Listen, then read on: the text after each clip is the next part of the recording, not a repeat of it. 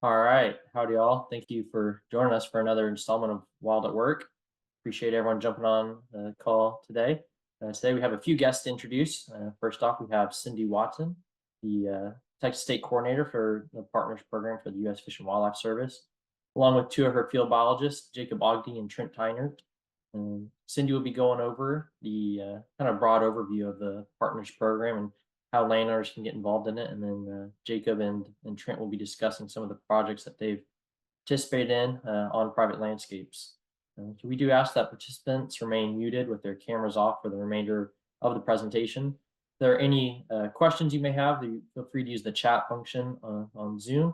You can jump on there and drop your questions in there, and we'll tackle those near the end of the presentation. But I'll keep track of those for Cyndee, Jacob, and Trent. And with that, Cyndee, I can go ahead and hand the presentation off to you. I'll stop sharing my screen here. Okay, thank you so much, Jared. Can you see my presentation? Yeah, looks good. Okay, perfect. Thank you so much. It's so good to be with you all. As Jared said, I'm Cyndee Watson. I'm the state coordinator for the Partners for Fish and Wildlife Program in Texas. And right off the bat, folks, I'm having technological challenges. So let me stop sharing just a second. And I have one of those aging computers. So let's try this again. But we have a backup plan, don't worry. Of course, it would work and run through, but once it's showtime, it stops. Huh? It happens, but we're a team, and like I said, we have a plan of action as my aging computer has been giving me fits lately. And it is stuck again. So Trent, if I could trouble you to share your screen, and when it's time to advance slides, I'll just ask you to advance if you don't mind doing that. And with teamwork, we'll get this done. No problem. My apologies, y'all. Okay, yes, I can do that. And give me 1 minute. I'm pulling up your presentation here in just a second. Thank you so much, Trent.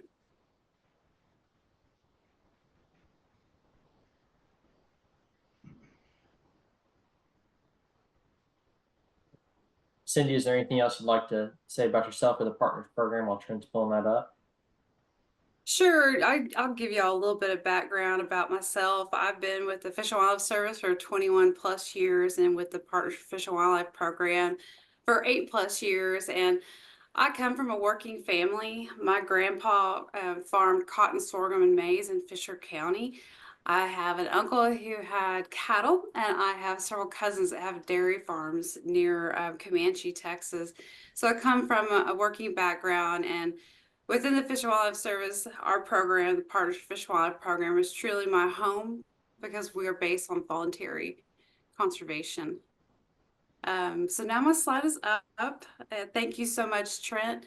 If you go Yes. ahead and advance that next slide, that'd be wonderful.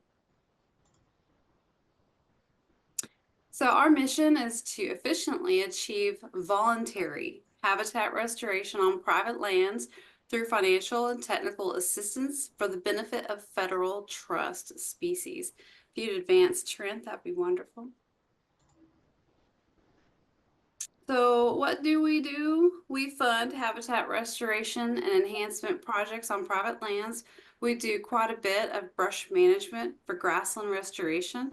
We also work on riparian restoration and management as well. If you'd be so kind, Trent, to go ahead and advance. Wonderful.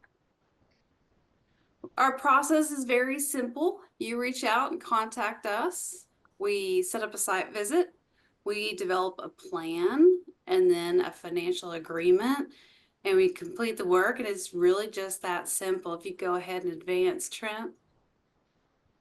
We have two different types of agreements. What we were really founded on as a program is our private landowner agreements. That's an agreement directly with a private landowner. So we work with you to design and develop the plan based on mutual goals. We have a 50 to 75% cost share. We do all the paperwork so that there's no burden on the landowner. And as the work is completed, You could be reimbursed all at once or in sections if it's a stepwise project, for example. We also have what we refer to as cooperative agreements. These are typically with state agencies or nonprofit groups. In this situation, our recipient, or they find the landowners or cooperators and develop sub-recipient agreements that do the same type of good work. It's just a different way to do it. So we work with the main recipient or agreement holder and with the landowners or sub-recipients. So some examples, then I'll go through some slides here in a minute to show y'all too. We have a statewide agreement with Texas. We have two statewide agreements with Texas Parks and Wildlife Department. With the Texas Forest Service, we have two cooperative agreements with the Nature Conservancy, with Ducks Unlimited, with Coastal Bend, Bays and Estuaries Program, and Grasslands Charitable Trust as well. And Trent, if you go ahead and advance, that'd be great. Our projects are based on the NRCS technical guide. It allows for a simplified process with great benefits to the land, landowner, and wildlife. And again, it's a 50 to 75% cost share that we reimburse landowners on. If you go ahead and advance, Trent. So this, I'm going to spend a little bit of time here on this slide because this is, I think, real important information for anyone who may be interested in participating in our program, because these are your folks across the state. These are your boots on the ground people that you would need to talk to. So I'll start up north in the Panhandle. We have Dwayne Lucia. He's been working in our program for some years and is just a wealth of knowledge and information. Going to the right a little bit, up in Northeast Texas, we have Steve Airy and Missy Singleton. Same thing, been with the program for a good long time. In East Texas, they're in the green. We have Jeff Reed. Same thing, Jeff. These folks, they just know so much about their respective geographies and have been there a long time. So Jeff Reed in East Texas. Down on the coast, we have Chad Stinson, Tim Anderson, and Ashley Reed.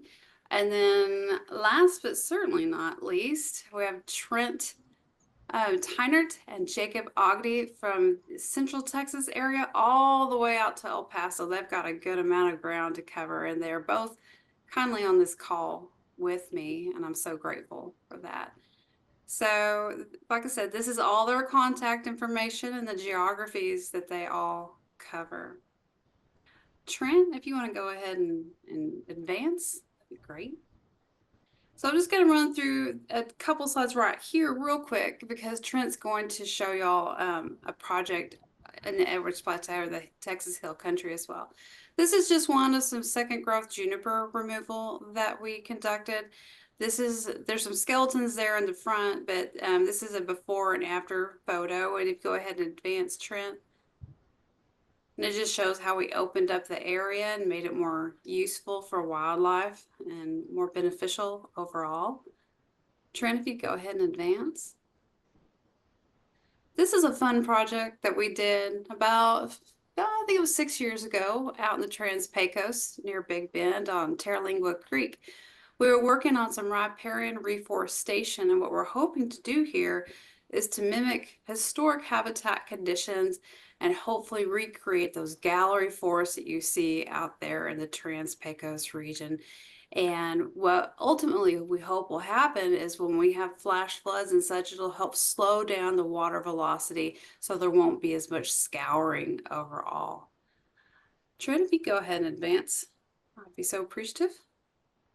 And here too, I'm just barely showing you a bit because Jacob's going to show you some of the good work that we do in the Lost Pines, but we can get in and attack a tangly up thicket like this. I'm sure that doesn't look too welcoming to us nor wildlife, but we try to make it better.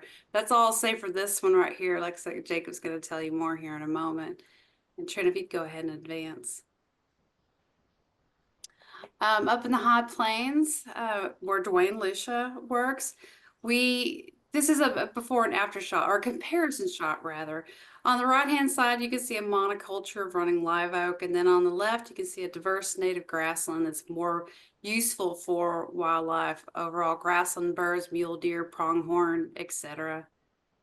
If you'd advance, Trent, that'd be great. And this is another of Dwayne's projects, which I just love telling the story because it's making lemonade out of lemons. We had that situation, you know, with the pandemic, everybody got thrown for a loop to say the least. And he had been working with a few landowners along Salt Creek, which is a tributary of the Brazos River. And then he hit delays, but the silver lining was those delays allowed for more time for collaboration with the range conservationist, with the Natural Resource Conservation Service, and the district conservationist with the Natural Resource Conservation Service that are both in the same county. And they got to talking one day around a tailgate, and they said, hey, you know, I don't know some more folks in that watershed. And they grew the project. So it went from 1 or 2 landowners to several landowners and became a watershed level project that restored 25,000 acres. And this was primarily salt cedar work treated with aerial herbicide. Trent, if you go ahead and advance, that'd be great. We also work down on the coastal plain and the Gulf prairies and marshes ecosystem. We do quite a bit of waterfowl work in this area. And Trent, if you go ahead and advance that next slide. We have a long-term partnership with Ducks Unlimited on what we call the Texas Prairie Wetlands Project. We've been working on this with them for 30 plus years, and it's for wetland enhancement and creation for wintering waterfowl as well as mottled ducks. Together, we've restored 83,000 plus wetland acres, and like I said, it's a collaborative partnership with Ducks Unlimited, us, of course, the Natural Resource Conservation Service, and Texas Parks and Wildlife Department. And Trent, if you go ahead and advance, that'd be swell. And this, I referred briefly to this statewide agreement as well. This is with the Texas Parks and Wildlife Department. It's a program called the Landowner Incentive Program. Hopefully some of y'all have heard about this. We use our 5-year strategic plan focal areas to hopefully concentrate some of the work to get more done overall. And over this partnership, we've restored 30,000 plus acres. You go ahead and advance, Trent, that'd be great. We also have a statewide cooperative agreement with Quail Forever. I'll say Quail Forever since we don't have many pheasants. We have those pheasants up in the panhandle, but we have a lot more quail, as y'all know.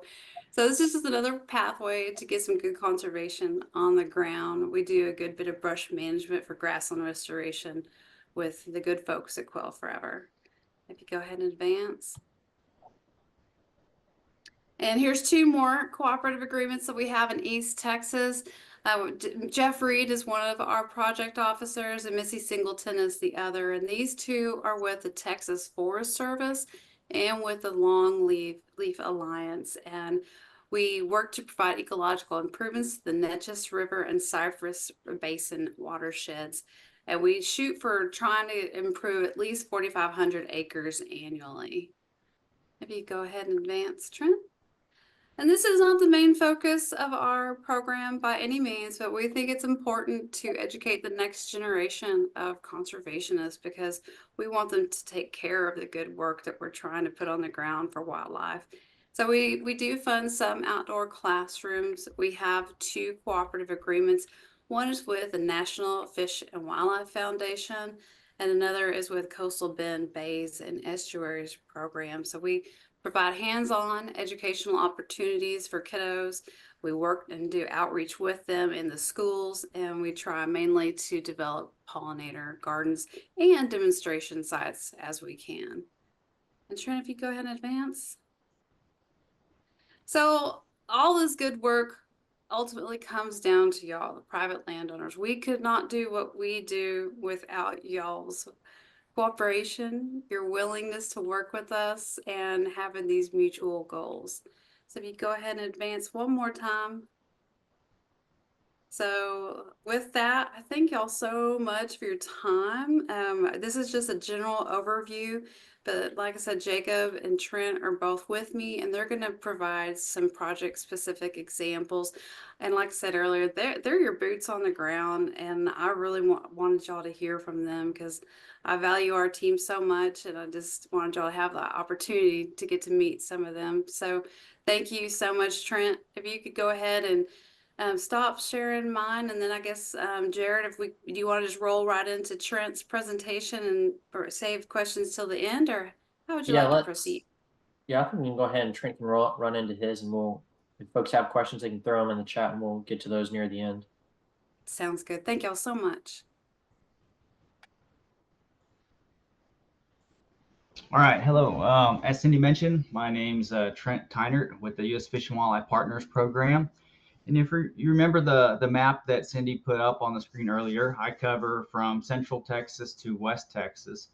And so we've got the state divided up into a few different focus areas based off of different ecotypes that we find across the state, and some of those which are declining, and we want to try to improve to help those species in those areas.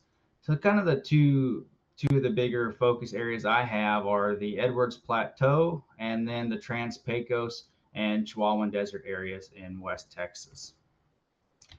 And so, as Cyndee mentioned, we have kind of two forms of assistance we provide. One through cooperative agreements with entities or government organizations, and then the other with private landowners. So I'm going to highlight a few of those for you today. Some of the first ones I'm going to highlight are the cooperative agreements. We've got some with Borderlands Research Institute in West Texas and Alpine, and the Hill Country Conservancy. And these organizations are vital for us because they help us do targeted approaches for management. They're already working in areas that have strategic plans that outline habitat management practices in those parts of the state. And we can work with them and expand their impact and our impact in area by having these targeted approaches. They also have great cooperator networks. They know the landowners know them, and they're able to really help us get a broader reach and to get our foot in the door to help landowners do habitat restoration projects. So some of our stuff out in West Texas with the Borderlands Research Institute, we're looking at restoring desert grasslands for migratory birds and other federal trust species. And this also goes and helps pronghorn and many other species as well by increasing that grassland footprint from the encroaching brush in West Texas. In the past few years, we've identified about 17 potential project sites and have completed 4 so far for about a total of 1,100 acres, and we've completed 1 outdoor classroom. And currently we're working on about 4 other projects in various states of planning or implementation that total about 3,000 acres. So that was kind of a little bit of highlight of our cooperative agreements that we have in that area. And now I'm going to touch on area where we're working directly with landowners to put conservation on the ground directly with landowners. So in Edwards and Kimball counties, we have some grassland restoration and groundwater recharge projects along the South Llano River. We've been working with multiple landowners in that area that those landowners represent over about 27,000 acres. So it's a fairly large footprint in that part of the state. And we've been working with those landowners for over 10 years. So we're trying to have a large landscape level impact in that area. Some of the things we're doing are invasive brush management for regrowth cedar, huisache, and mesquite that have kind of encroached and formed monocultures in that area. They've taken away the brush or taken away the diversity on the landscape and kind of taken away the natural grasslands that used to occur in that area. So we're basically providing assistance to landowners so they can do mechanical brush management. Typically, this is shears or rubber tracked implements. We're trying to minimize soil disturbance and keep the natural plants that we have there intact while removing some of the invasive brush. We also use chemical to help do these restoration projects or as follow-up treatments as well. And after we've completed our restoration of the project, We encourage landowners to use prescribed fire to maintain these projects. Several times we've been able to go out to these properties with an agreement with them and actually have the U.S. Fish and Wildlife Service conduct prescribed fires on these properties. But for the most part, these landowners are conducting prescribed fires on their own, and they're using this tool to maintain these grasslands over time and keep them sustainable. So a large, mechanical restoration project doesn't have to come back into this area, hopefully.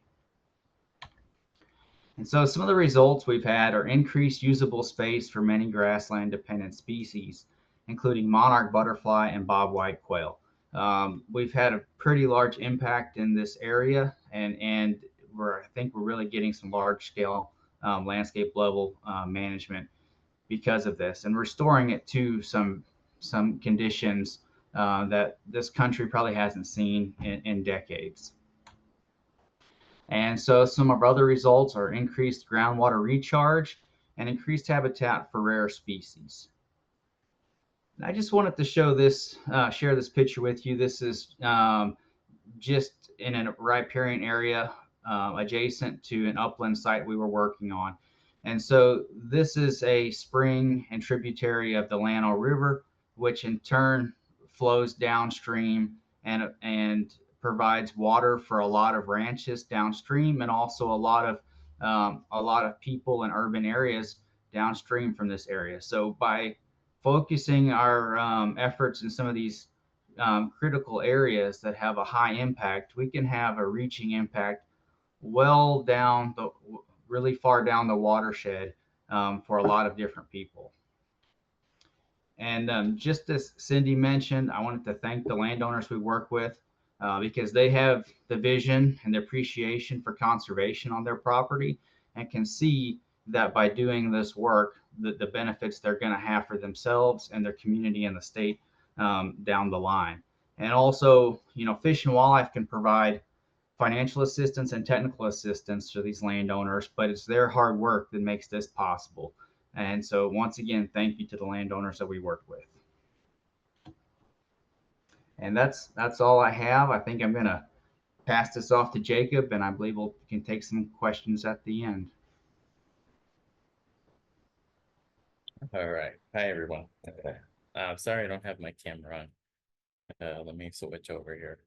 My camera doesn't really work. So you won't be able to see my face. It's not much to look at. You'll be fine. All right. Trent, you might have to stop your sharing or Jacob can start his. There you go. Okay.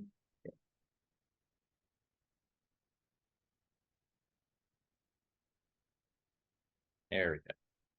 Can you see that? Yeah, looks good, Jacob. Hey, everyone. My name is Jacob Ogdee. Partner up with Trent and Cyndee, where they said, we operate in the same area. I'm a partners biologist, been with service for, I don't know, 7 years, been in the partners program about 2.5.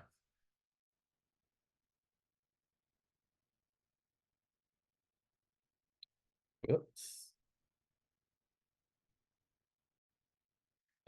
Yeah, so that's Trent and Cyndee were saying, talking about cooperative and private agreements. I'm just going to show you a couple examples of some of the ones I've worked with here in the past, and one that are ongoing. They're a little bit different, not so large scale. We can work with landowners at a smaller level. So we'll start off with our cooperative agreement with Texas Parks and Wildlife. This is Pastures for Upland Birds program. This is actually one of the most popular and seemingly best programs that we have going for us right now. And the way it works is, we award Texas Parks and Wildlife with the grant, and they go out and find the landowners, or we help them, or find landowners that need grassland restoration.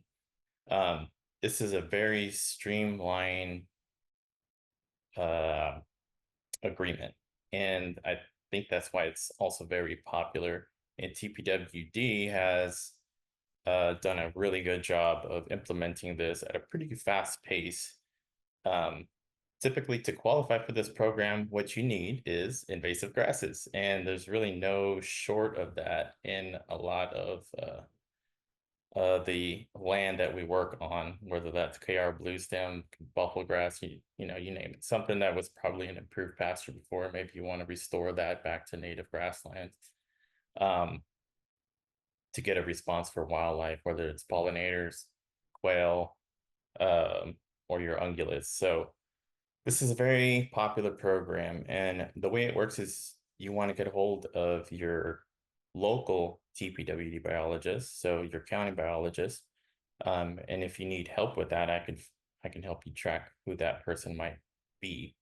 Like I said, it's very popular. So the biologists are out there running and hustling these projects, and it is responsible for many thousands of acres that have been restored to date. This is another agreement, another cooperative agreement with the Texas Forest Service. Cyndee was talking about, you know, our brush management in some of these areas, and this is a nice example of some work done in the piney woods and or in the Lost Pines area, but also in the post oak savanna in general, where we have a lot of yaupon encroachment and very dense thickets and the understory. This was really a twofold type of mission. One, to reduce fuels, but at the same time, restore habitat for wildlife. And typically what's going to happen here is mulching is the primary practice that'll be used. So you're going to have the wall, a nice wall of yaupon, can't get through it, wildlife can't get through it. People really don't want to get through it either. The mulcher comes in, mulches it all down, leaves a nice layer of mulch on the ground that'll decay over time and hopefully provide nutrients to the system. And then you can see a response coming back with some grasses underneath, which you can actually see through the forest understory, which is what we're trying to get to. This provides a slew of benefit for a variety of species. And it also helps protect the landowner from potential catastrophic fires that may occur in these areas.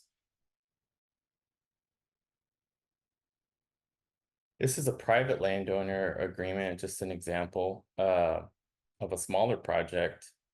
So you can see kind of the map that we'll put together for you when we go out into the planning phase and conduct that site visit, figure out where the work you want the work to be done, what needs to be done. We'll come up with a plan, write it all up for you, build some maps to look at, and then we'll go into implementation phase. And again, this is just another one. This is in the post oak savanna here, where we have just a thicket of yaupon, and now it's an understory that you can actually get through, and provides much more benefit to species, along with that fire protection as well.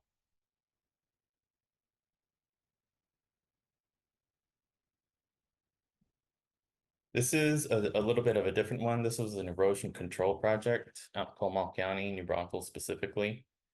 The community was able to get involved in this. I believe the youth group did a lot of the work for them, and it involved some brush management, right? So taking down the brush on a smaller level, and then using that brush to build berms to help slow down the water, redirect the water, because what's happening is you have a ton of erosion and that's entering into these local springs that are pretty important features, both for the community and for wildlife.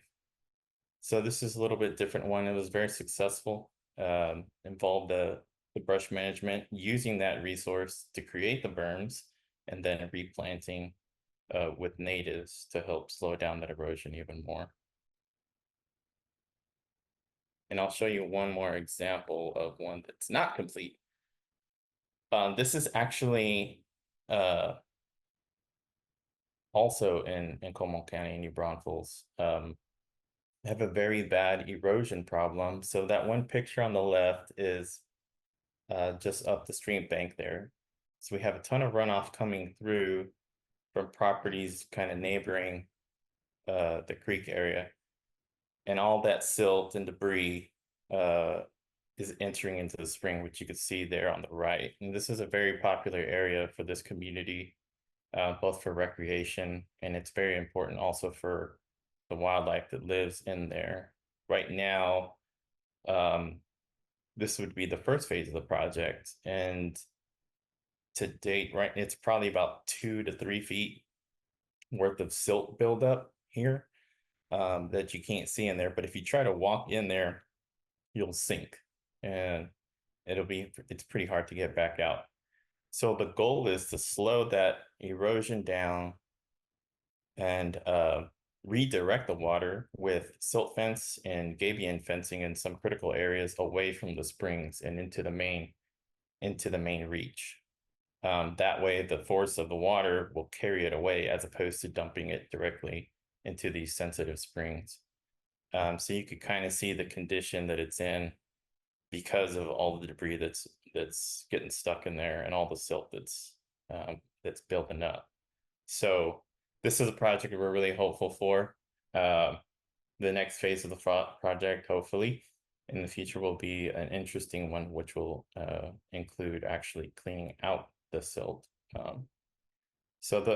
And that'll take some some thinking. So a collaborative project, we've got to get other professionals involved to be able to restore these sensitive areas and